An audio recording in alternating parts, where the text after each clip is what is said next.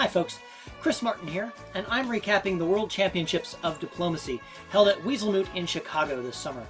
We're up to the spring of 1908, and at the end of 1907, the game had its first elimination. Dave Miletsky, as Turkey's final center, was captured by Andrew Goff in Russia. This was a coalition effort, though, and at the same time as Chris Brand in Italy and Peter Jürgen in Austria were helping to make that happen, Peter Jürgen took the opportunity to take Romania from Andrew Goff. While he did that, he agreed to give up a center to Chris Brand in Italy, and so he lost Serbia. But he'd been playing a unit short, so he still built anyway. Nathan Barnes in France is under increasing pressure. As you see here, Adam Silverman in England has recovered from his stab and lined up his fleets against the Mid-Atlantic Ocean. Now, Nathan has a defensible position, except that Chris Brand's Italy is pushing on his southern front. There aren't a lot of armies in the middle threatening Munich right now, but who knows what's going to happen as we move into the spring of 1908. Let's start in a conversation between Doug Moore, who as Germany has kind of hitched his wagon to Nathan's star and is advocating for him to be the winner of this game, as they discuss the state of the board and what they think is going to happen. Yeah.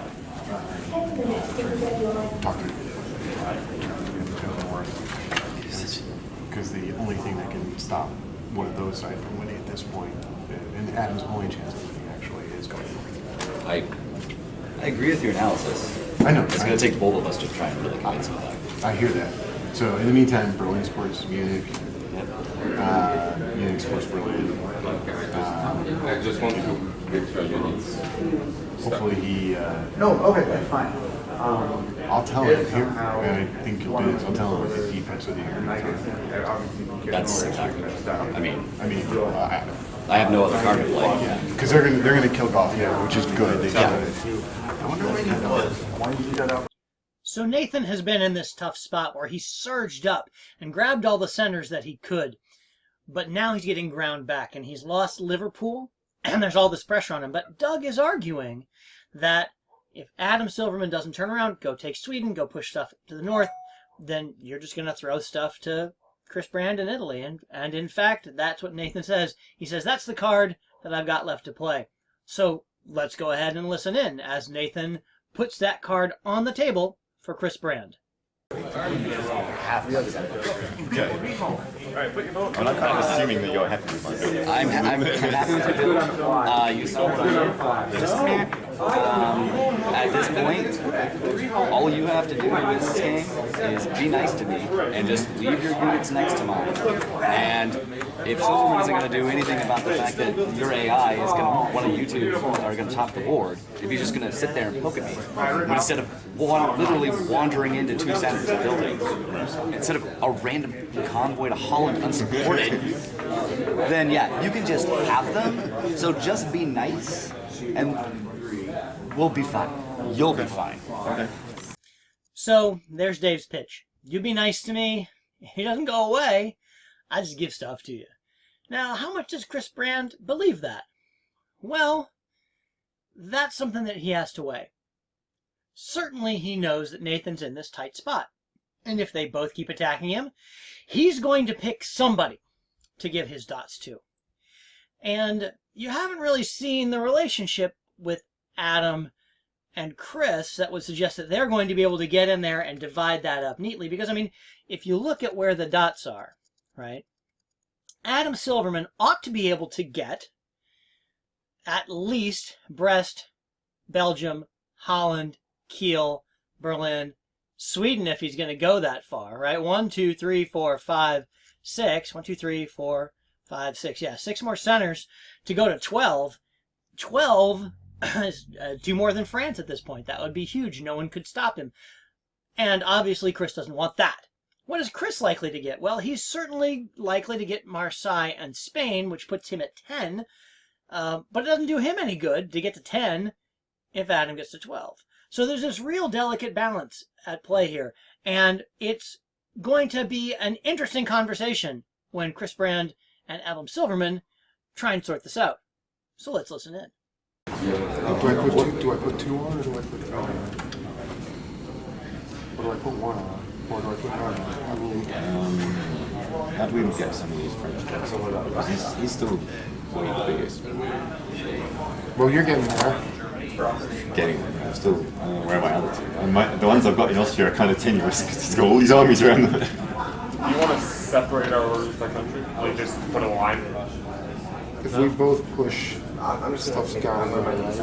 If you, If I push into the if you push into the Mid-Atlantic, I push into Spain. stuff is gone. One goes from I think so, because Portugal can support the But you're right, if you go 2 on Spain, you can't come less than unless like Spain is safe. So Portugal supports nothing's in the middle, right? Nothing's in there. So then you got Cutting Spain does allow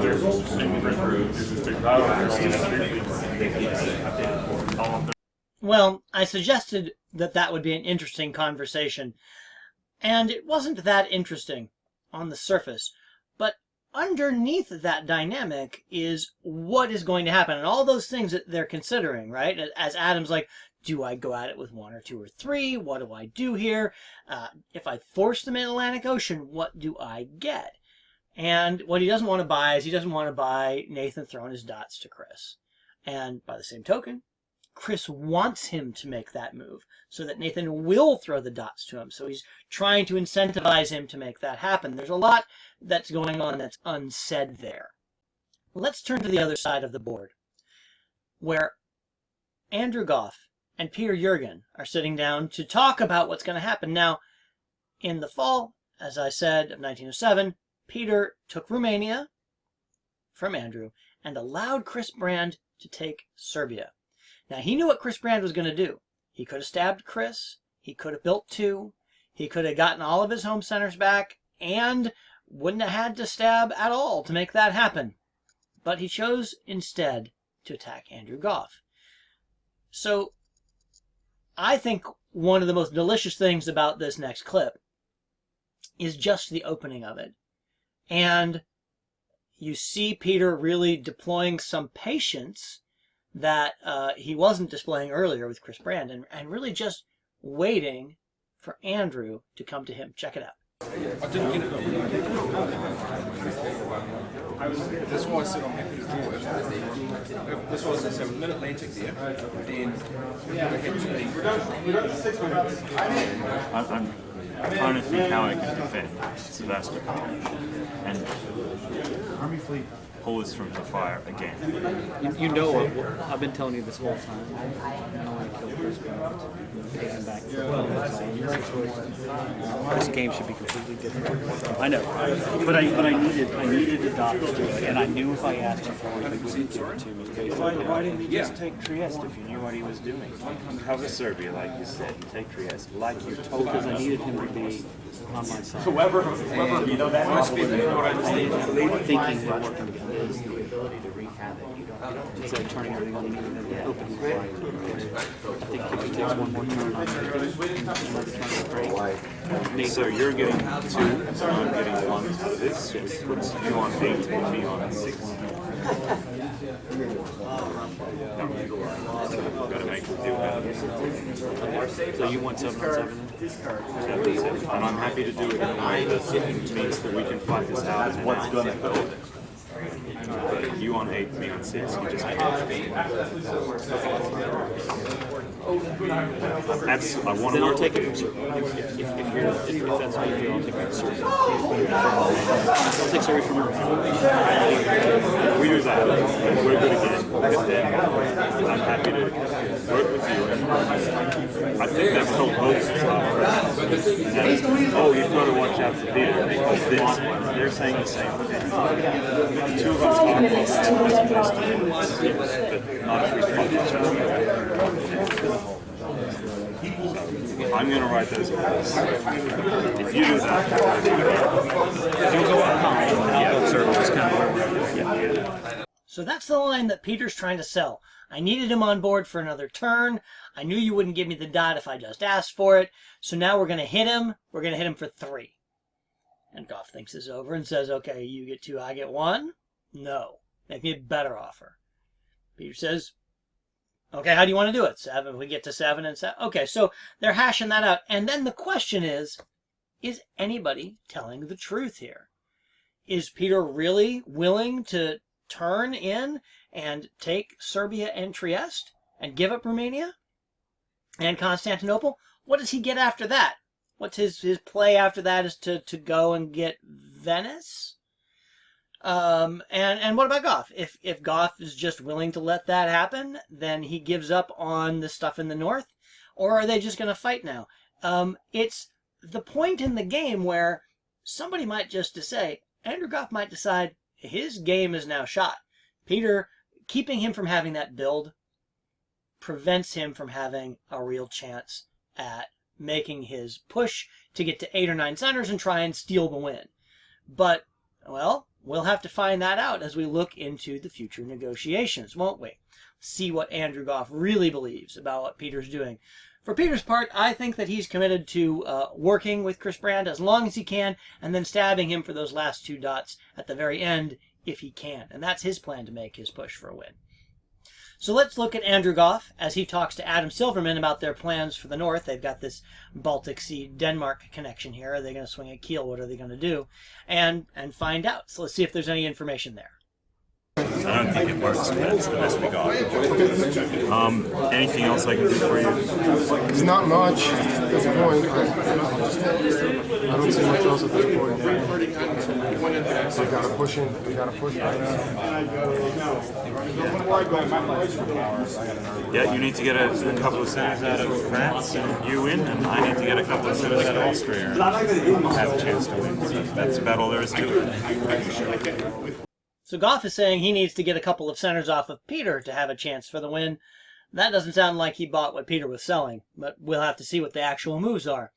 For Adam's part, now he's going to go and have a conversation with Nathan Barnes, and he's trying to work out a way where Nathan isn't throwing the game to Chris Brand. Let's listen to that. I leave 2 fleets there. You should be going towards Atlantic, you're normal. You should be convoying and you should be taking sweep. And you should be picking up 2. And well, you should be getting at least sweep. And then depending on what time next time you still sorry. Yes, and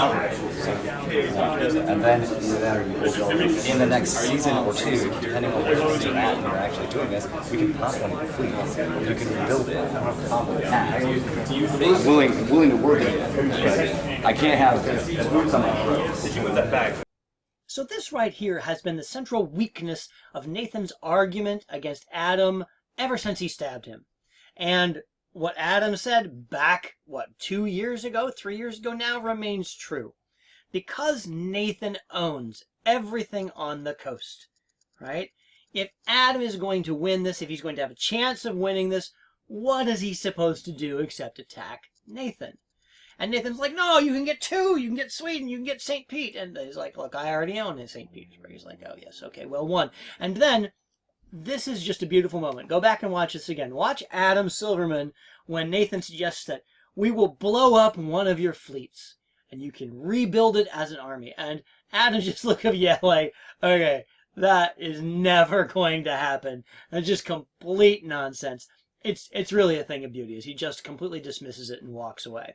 And Nathan's argument, hey, I can work with you, but I can't do it with a boot on my throat, is also, you know, it's just noise that he's trying to make to try and hang on to the win. So he's playing both sides here, right? He's telling the same story to both sides, which is interesting, right? He's telling Chris Brand, you stick around. If Adam doesn't go away, I'll throw it to you. He's telling Adam, if you don't go away, I'll throw it to Chris. He's not playing them off against each other. He knows they're talking. Now, this is when everybody talks in diplomacy about the strength of the Italian-Russian alliance in the mid to late game. This is what they're talking about, right?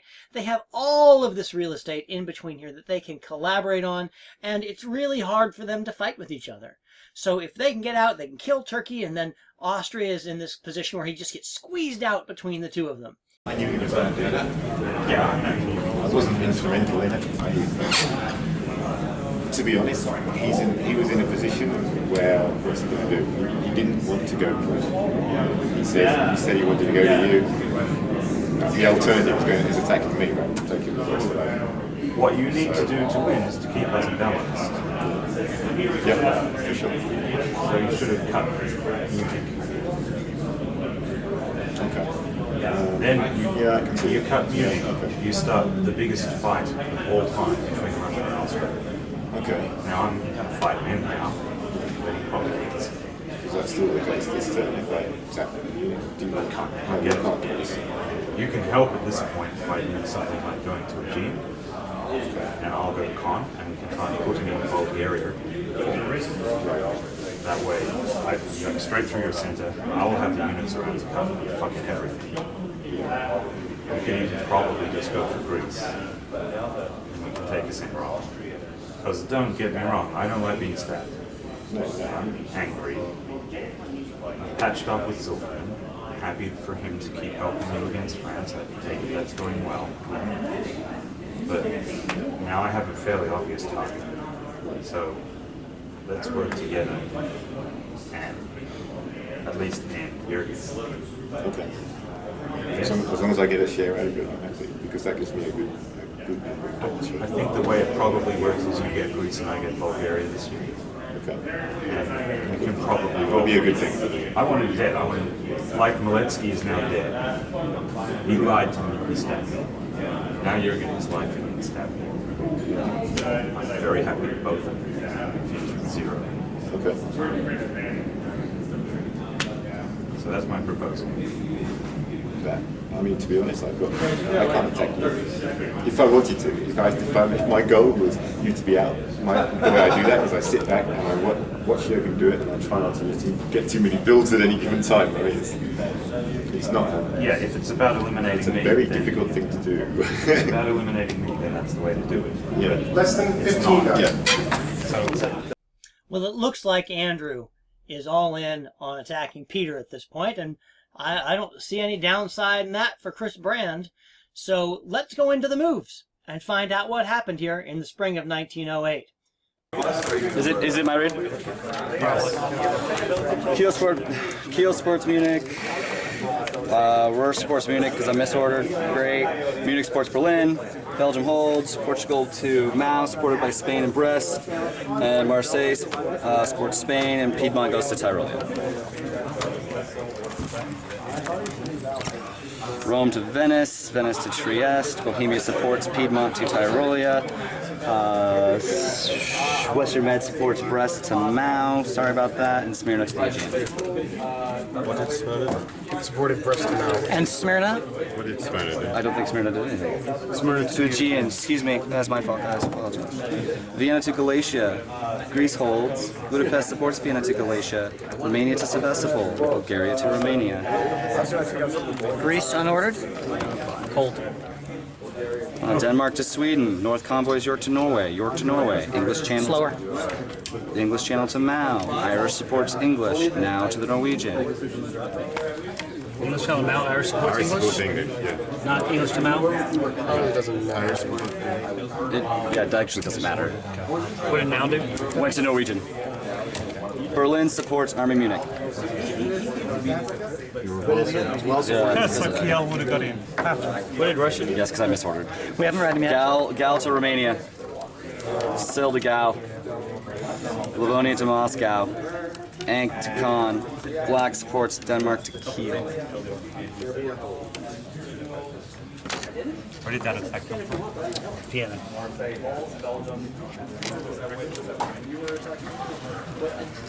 I got it straight. Is it down to Romania?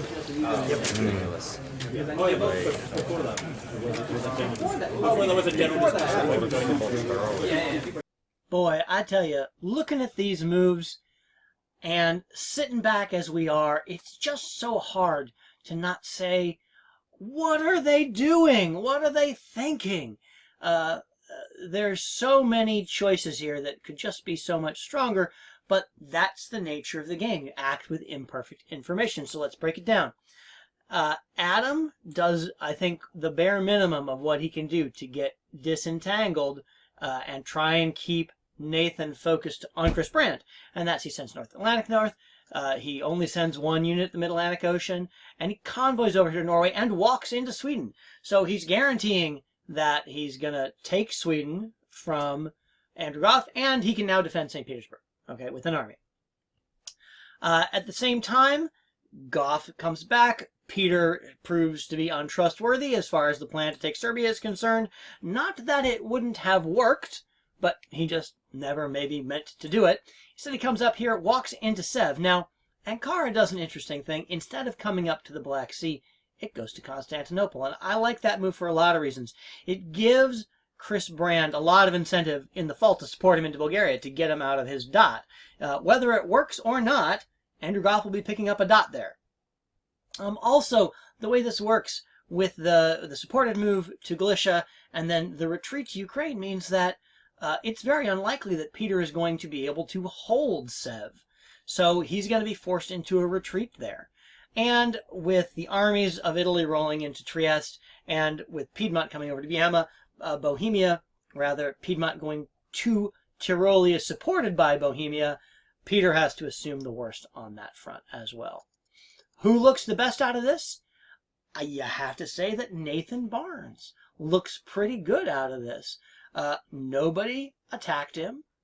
Everybody kind of did what he asked them to do. He played that balance of power really well. So that takes us into the fall of 1908. Until then, I'm Chris Martin, and I'll stab you soon.